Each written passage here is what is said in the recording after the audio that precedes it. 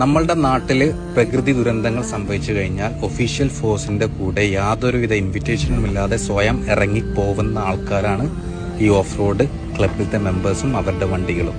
അതായത് 2 ആഴ്ച മുമ്പ് വരെ ഓപ്പറേഷൻ താർ എന്നുള്ള പേരിൽ നിങ്ങൾ തിരഞ്ഞു പിടിച്ച് ഫൈൻ അടിച്ച് മുടിപ്പിച്ച ഒരു സമൂഹമാണ് ഞങ്ങൾ.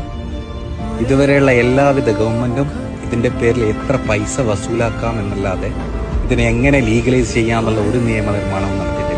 ഒരു അല്പൻ യൂട്യൂബർ അവൻ ചെയ്ത വിവരക്കേടിനെ ഒരു സമൂഹത്തിനെ മൊത്തമാണ് നിങ്ങൾ പ്രതിസ്ഥാനത്ത് നിർത്തിയിട്ട് ഫൈൻ അടച്ച് ഊറ്റി കുടിച്ചതെന്ന് തന്നെ പറയാം. അത്രയും നശിപ്പിക്കാനാണ് നിങ്ങൾ നോക്കുന്നത്. ഞങ്ങളൊക്കെ പോലെയുള്ള ആൾക്കാർ യാതൊരു പ്രതിഫലവും പ്രതീക്ഷിക്കാതെയാണ് ഇങ്ങനെയുള്ള കാര്യങ്ങൾക്ക് മുമ്പിട്ട് ഇറങ്ങിക്കുന്നത്. ഇനിയെങ്കിലും അധികാരികൾ ഇത് ഫൈൻ അടിച്ച് ഞങ്ങളെ ഉപദ്രവിക്കാതെ ഇത് ലീഗലൈസ് ചെയ്യാനുള്ള നിയമനിർമ്മാണങ്ങൾ അതാണ് പുറത്തുള്ള രാജ്യങ്ങളിൽ ചെയ്യുന്നുള്ളത്. അവർക്കൊക്കെ അറിയാം ഇത് ആവശ്യമുണ്ട്.